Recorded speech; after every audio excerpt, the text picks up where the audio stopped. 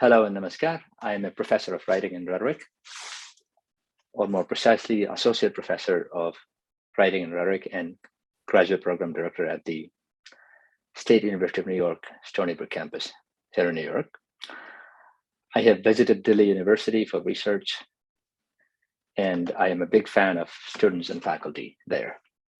And the discussion and participant-driven workshop that I will be conducting this week will explore plagiarism as an act of academic dishonesty, a lack of academic skills, and a reflection of misunderstanding of academic work in general, going on to show how to address each of these through 1, motivation for producing new knowledge, 2, learning teaching skills for engaging others' ideas to advance your own or learning those skills as a student, and 3, shifting of the framing about plagiarism and academic honesty from technical procedural skills to intellectual and social ones, respectively.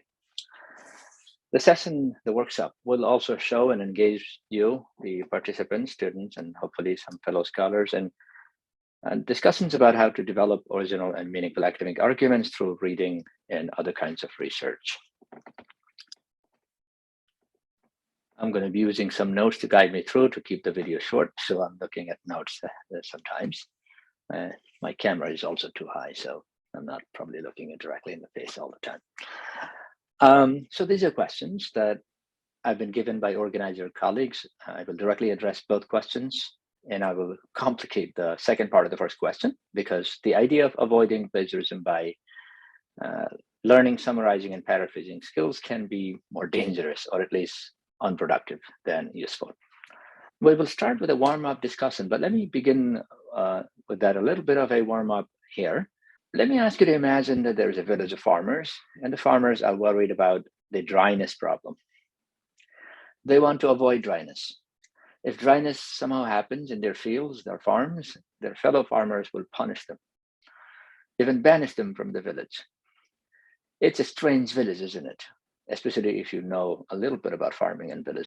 Instead of working on the irrigation of their farms, instead of bringing plenty of water from the nearby river and growing big juicy cucumbers and papayas and whatnot, these farmers are trying to avoid dryness. As you may have guessed by now, I'm trying to say that it's not enough to avoid plagiarism, to avoid the problem. I will discuss and show you that what we need is to make our writing original, substantive, full of strong new ideas, filled with meaningful and purposeful ideas that contribute to bodies of knowledge and for getting something done in society and life and professions, right? There's one more thought experiment that I want you to do before we move on. Because plagiarism is also punished, let's imagine that in our village, the farmers are asking this strange question. How do we make sure that we don't steal each other's cucumbers after having solved the dryness problem somehow? Or maybe not yet. Or maybe because they haven't solved the dryness problem. They're not figuring out how to stop using synthetic pesticides. They're not interested in advancing ways to reduce the impact on the environment. They spend their days talking about how to not steal each other's cucumbers. They're not talking about some outsider stealing their cucumbers either. In other words, the first step in our discussion about plagiarism, which must be about originality, is to view ourselves as farmers who want to grow new ideas, which are our cucumbers. And if we learn to look at ideas as confidently as farmers can dare to grow their own cucumbers, we won't be stealing ideas. We will learn to more and more easily distinguish the boundaries of our garden and more easily grow bigger, juicier cucumbers of our own. And feel free to use this funny farmer and cucumber analogy in your own thinking and discussion, but the task is for you to make a list of your own concerns in this activity that I'll be giving you. Let's move on.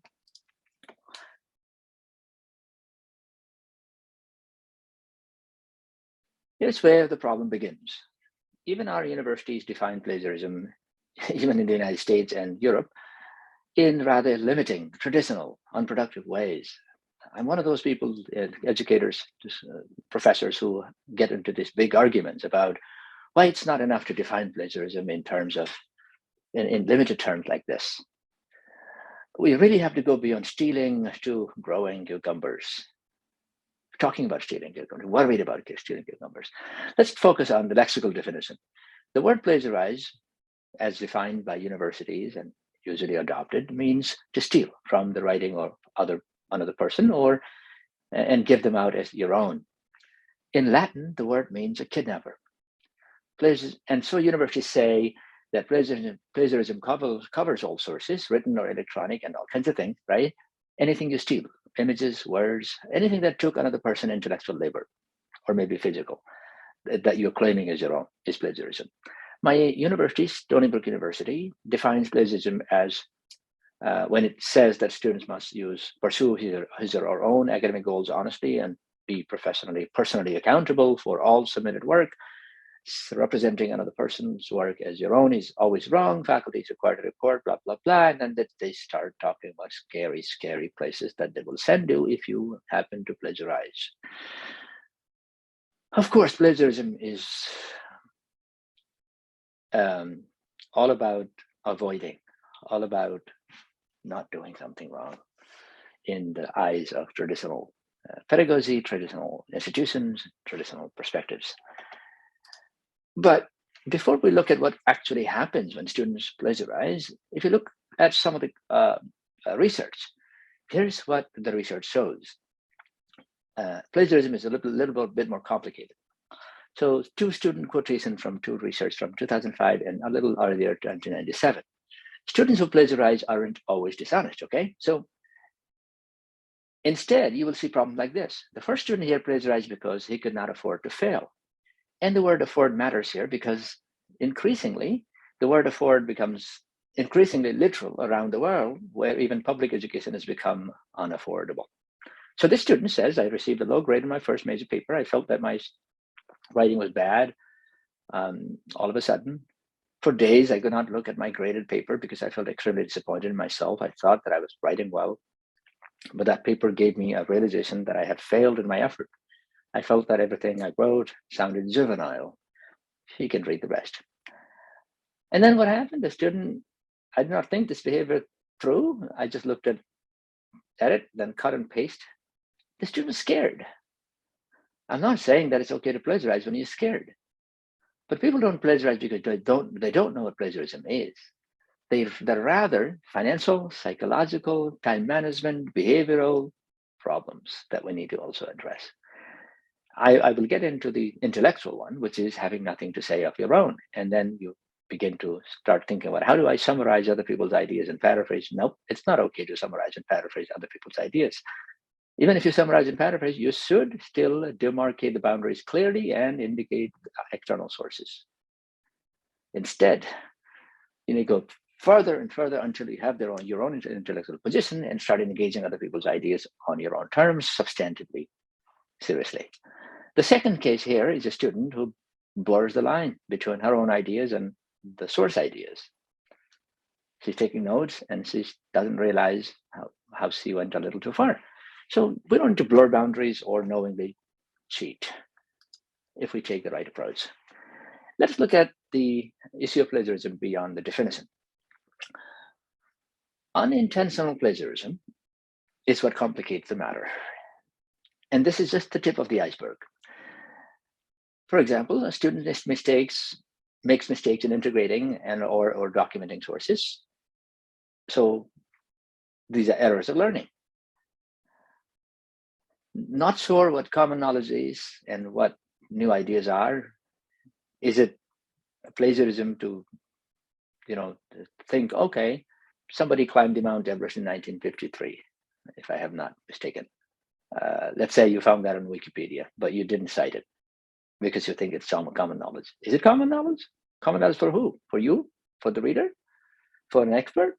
So that complicates matters. And that becomes what somebody thinks is not intentional plagiarism. Somebody else will think it's intentional. It's misunderstood expectation. Difference in conventions of disciplines. Yes, if you use the APA style and you're constantly paraphrasing, because APA allows you to paraphrase, and the way you would indicate your sources is a little more strict in MLA. So somebody can think, who uses MLA style, can think you are plagiarized if you use the PA style and not made the distinction clear. Professional context also matter. Sometimes some businesses copy paste templates and they use it. Teachers always borrow each other's material. Is that plagiarism? Someone can say so. Why did they take my course syllabus and just run with it? And the causes of these plagiarism can be not knowing what exactly constitutes plagiarism, lacking the skills to properly cite sources, lacking confidence in one's own ideas, lacking time, as I was saying earlier.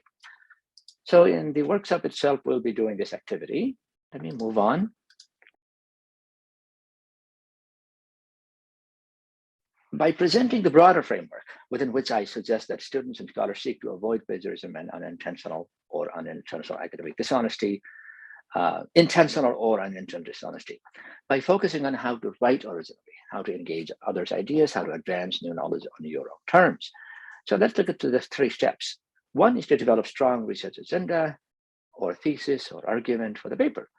And I will go deeper into this in a moment. You can do this in a group setting by working with your team, exchanging ideas and feedback, helping each other out. But if you're working alone, you can do this by reading extensively, reading actively, while annotating text, asking questions, reading purposefully. These are things you already know. In other words, I'm simply saying that you can avoid plagiarism by working on the originality and strength of your ideas by those things. Yeah, and then study the source in its broader context, so that once you understand the broader context in which somebody is saying something, you are able to say something more meaningfully. And you're able to join the larger conversation. And you will not be needing these little snippets of other people's ideas. You'll be generating your own much more easily. Then take the time to develop ideas, right? Present at conferences or build on a previous paper. Start early if you're writing an assignment or a thesis. Let ideas percolate in drafts. Take analytical distance between your ideas and your review process. Use writing to enhance your intellectual position. So those are things that are important when you're working on a paper that needs to be strong, original, and based on research, right? Take time. Don't start the day before. You're likely to think in very narrow terms that I was critiquing earlier. Learn the strategies for engaging other scholars. One scholar, for example, Joseph Harris, has said that writers engage existing sources in 4 different ways. They come to terms with other people's ideas, and by learning to speak in ways that other people in the field will speak while citing their sources. Second is to forward that idea without citing the sources, but also adding your own ideas. Countering is complicating, challenging other people's ideas. That is done by more mature writer, but you need to begin as early as you can, and then finally borrowing not ideas, but approaches, methods, and tools and metaphors. And I'll, in a moment, I'll show you strategies such as 3 or 4 column idea organizing or idea generating strategies. And then if you want to have a bigger, broader picture of the field behind the topic, you can subscribe and you can follow virtual communities. So those are for emerging scholars. The other dimension of avoiding plagiarism by focusing on originality is by learning engagement skills. How to have deeper conversation with the sources that you're reading. One, yes, it is to make sure that you cite in a way that's mechanically correct. You have to learn the skills, because if you do not make the demarcations very clear, you're going to make bigger rhetorical, ethical problems. So check your quotation marks, use the standard mechanics and punctuations, yes. But the more important, much more important citation skill is rhetorical and purposeful engagement, which is don't quote and run. If hitting and running is a traffic crime, quoting and running is an intellectual crime or academic crime. Don't. Even if you're not plagiarizing, it's worthless if you are simply quoting and running. Instead, take a multiple step approach to citing other people's ideas. Cite the broader context. Introduce the author, the text, the context, the purpose, and say, in such and such purpose, context, so-and-so author has studied this problem and they have found the blah, blah, blah, and then start going into the quotation and paraphrase and discussion. Once you finish that, you can then come to you can return to your own idea and engage the reader on your own terms more substantively. And that's why I tell my students to start a paragraph in a research paper with their own ideas and end with their own ideas.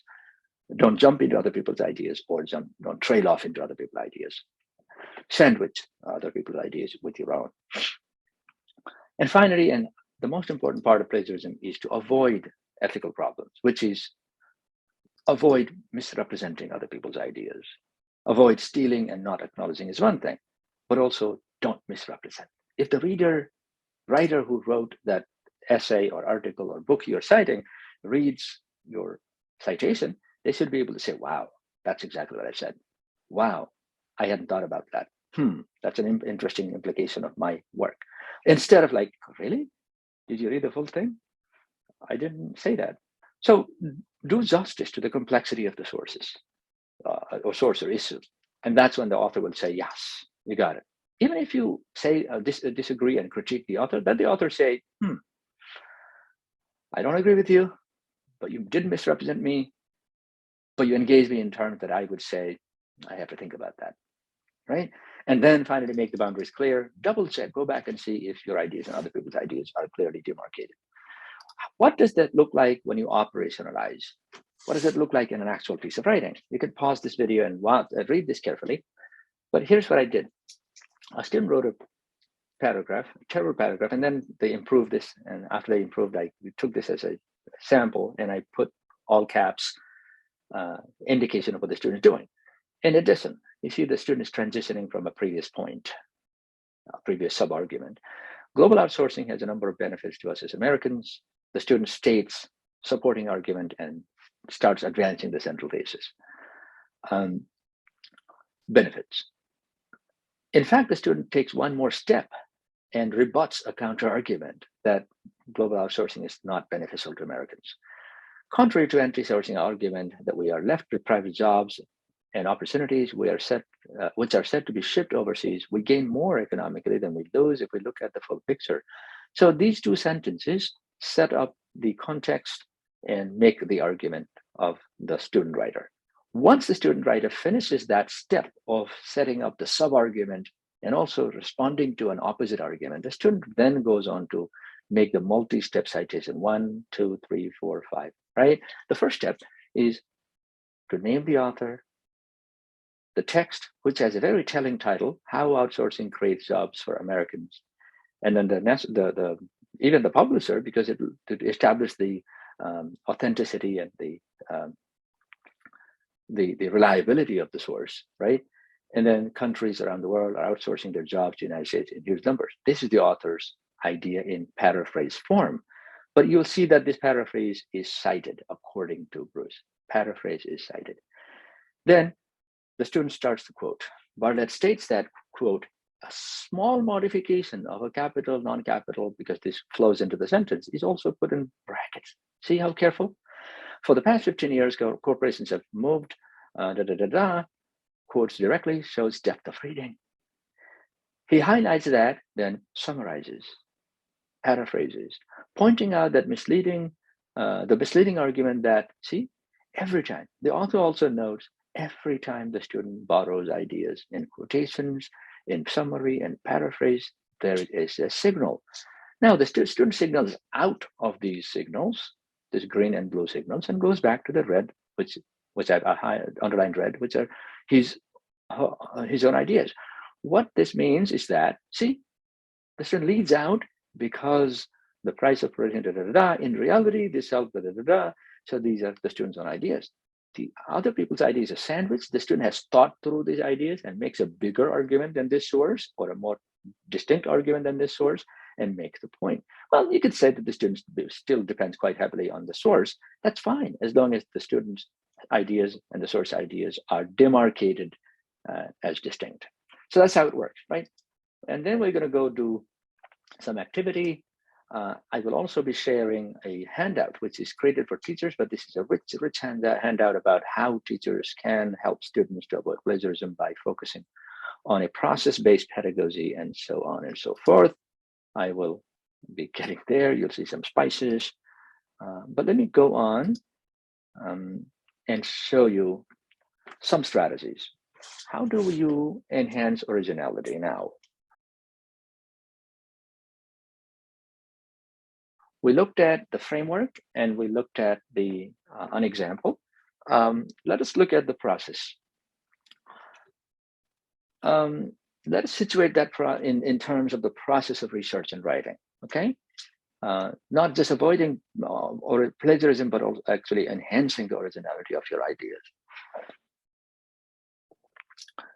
So if you review the scholarship thoroughly, the scholarship on the topic that you're writing, and then develop a clear intellectual position, it becomes far easier to write originally throughout.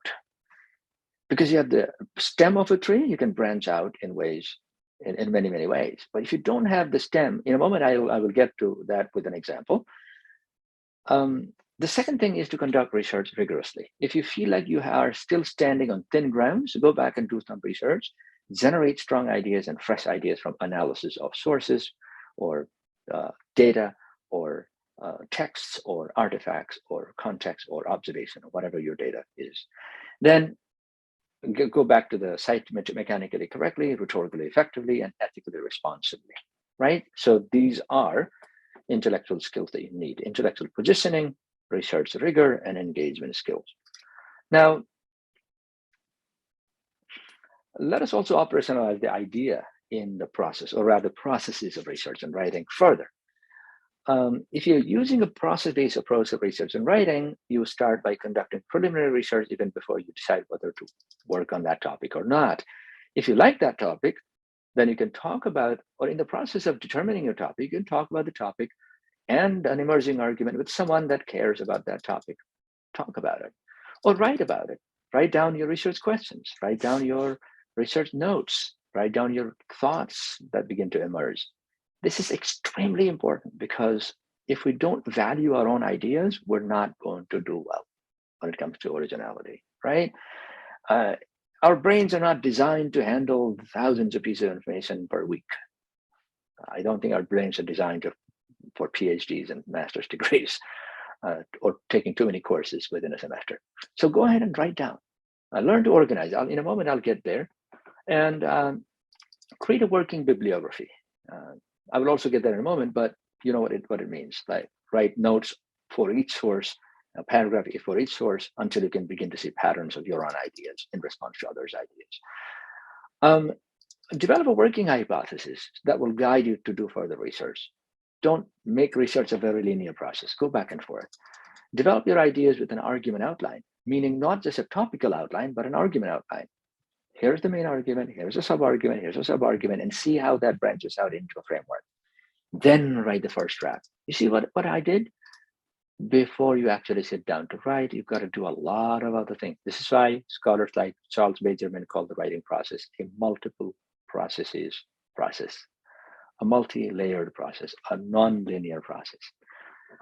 Then you can begin to improve your argument and your theory through data analysis, through revision focus, revision for flow. You can continue to enhance your ideas even when you edit and proofread, but don't get stuck in editing and proofreading your text when you draft or even when you revise. Finally, you can conduct peer review or ask someone to get some feedback. If your professor uses a process-based approach, they will always give you a grade and comments before they ask for a revised draft. That's how to avoid plagiarism. And then finally, write a reflection of the entire process. If you're an emerging writer, that's a good idea because you learn by metacognitively, metalinguistically reflecting on the writing process with a focus on originality. Confront your demons, confront your anxiety.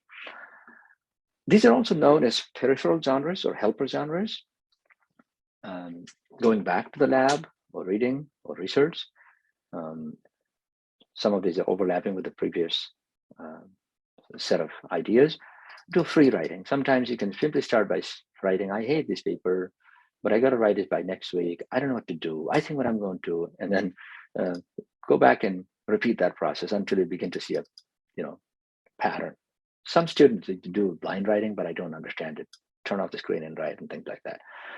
Or start mapping on paper or mind mapping with apps and web applications. Ask these simple questions that journalists ask when they write news items, or write what you can. Jump into the final section, middle section, anywhere. If you have a long thesis, then you can jump into whatever you feel comfortable writing. That way, you're not anxious about the introduction. I write the introduction at last, or most of the times.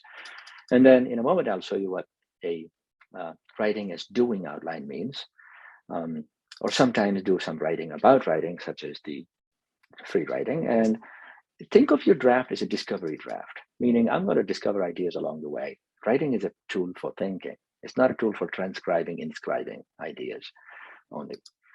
Review current scholarship while positioning yourself strongly, which is go back to the lit review after you have developed some argument. You are going to look at it very differently. Then read and respond purposefully as you're reading. A lot of times people are reading without a sense of purpose, or they don't go back to the reading and read it with a purpose when they have a purpose. Relate the text to self. Like, what does it mean to me, to my experience, to my knowledge? Relate the text to the world. What does it mean in my context, in my society, in my community, in my family? And then relate the text to other texts. So what conclusion can I draw from these multiple texts? Return to key readings with the updated intellectual position and ask tough questions, find gaps, make connections, apply knowledge.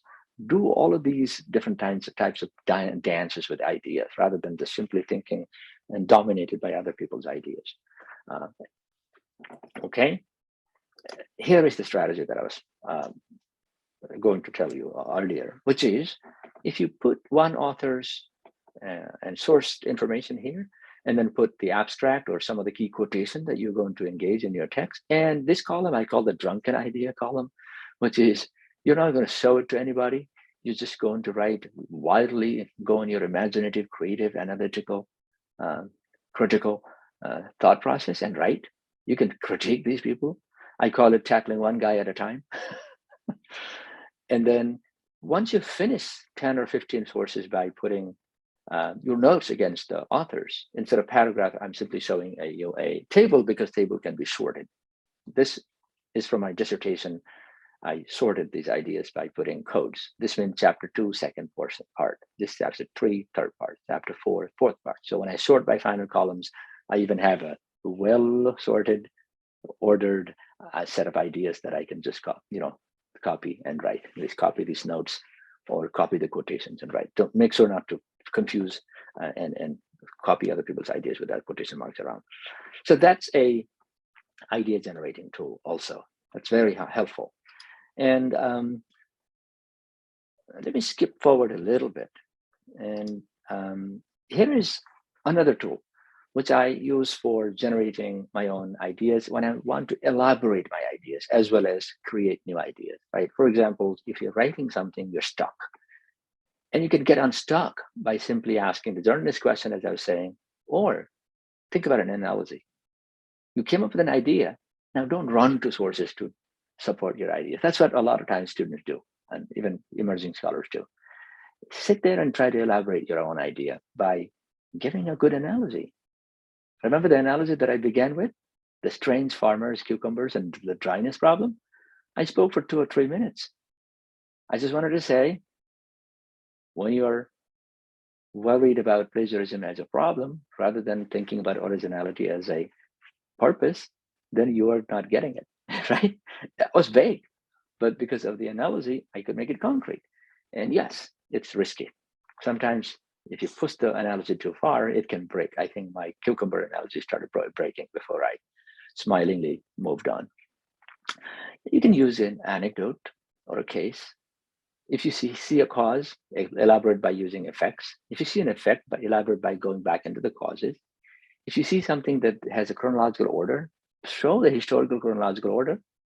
If you see something that can have a political, economic, psychological kinds of perspectives, then explore those perspectives. From an economic perspective, this is an important issue because from a psychological one, it tells us that blah, blah, blah. And these are some ways in which you can elaborate. Each of them has some risk, these rhetorical techniques, but these are techniques, right? There's more, 30 of them. Feel free to pause this, consider pausing this video and taking notes about which one you want to use when you get stuck, or coming back, or screenshotting and saving this.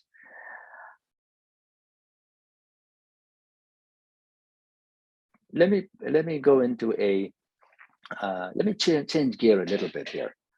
One of the key reasons students generalize, plagiarize, generally speaking, is not all the time, is because they fail to develop a strong central argument, strong thesis, strong questions that will drive their entire research process and the writing process, as I have been suggesting the last few minutes, is to use that process-based approach that I was mentioning earlier, to position oneself and to flesh out your idea. Let's look at what fleshing out means. I not so jokingly use the 8 F words of effective academic writing, which you can use during drafting process and revising process. The first one is fleshing out your ideas. Fleshing out the idea means really thinking through and being able to tell another person, my argument is that here is what I really think we must do, or my proposal is to, or I am trying to find out, figure out. Say it. What is it that you want to do? The purpose, the argument, the thesis, the question you are going to explore. Say it. Oftentimes, students don't have a clear sense of, like, in this paper, I will X. The X is missing. They keep writing.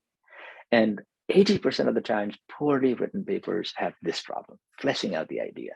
So I give the analogy, another kind of awkward analogy, of apple picking. I live in New York. New York is called the Big Apple State. Apple picking.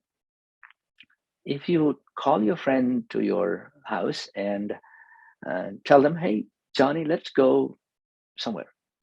And John says, okay, where do we go? Well, I was really thinking about having some fun today while you're at my place, blah, blah, blah, blah, blah. And Johnny doesn't know. You go out of the house. Okay, Johnny follows. He knows how to put on his shoes and follows you. And then after half an hour rambling through little woods, you arrive at an apple orchard. And then I started giving Johnny red apples and a little yellowish apples and green apples and all kinds of apples. And after some time, you start giving Johnny some, other type of fruits, peach, strawberries, and you start talking about ginger. Johnny wouldn't enjoy if Johnny was a reader and you're a writer. Use that analogy in a piece of writing. It's terrible. First of all, if you really want to go apple picking, you tell your guest, Johnny, I want to take you for apple picking today. We're going to have fun. Second, once you give them the clear purpose, reason, argument, give them a framing. Give them a framing, an outline. Give them a basket for the apples. Instead of giving apples until they're like, oh, stop, I can't hold anymore. Give them a basket in the beginning, not at the end of the day. A lot of people have the main idea at the end of the paragraph, at the end of the essay. Yes, of course, writers tend to do that because they arrive at the big idea. But these days, you don't use typewriters. You don't have to rewrite the whole page. Just copy and paste the main idea in the beginning. It's called foregrounding, which I'll get to.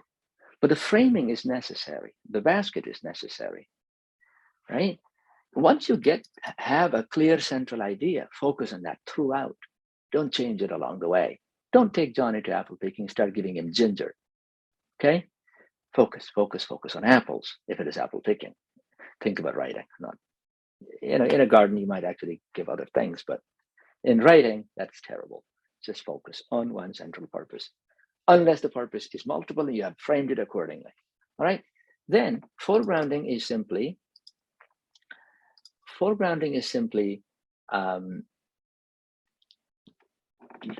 putting the main idea, let me show you what this was about. I thought I already did this. Foregrounding is simply starting with the key point. And then the next point is to think about flow, which is once you have a framing, you have fleshed out the main idea, and you have framed your entire essay, thesis, or whatever, and then you have focused on the main idea from top to bottom, and you have moved your main idea to the beginning rather than ending. Most of the times, if not all the time, it is time to really connect your ideas as well as you can. But flow is not simply about adding however, but also, that is lexical connections. What you need is semantic and logical connections, which is the focus of the central idea, not branching out. If you do branch out, signaling, and then keeping a central focus, right?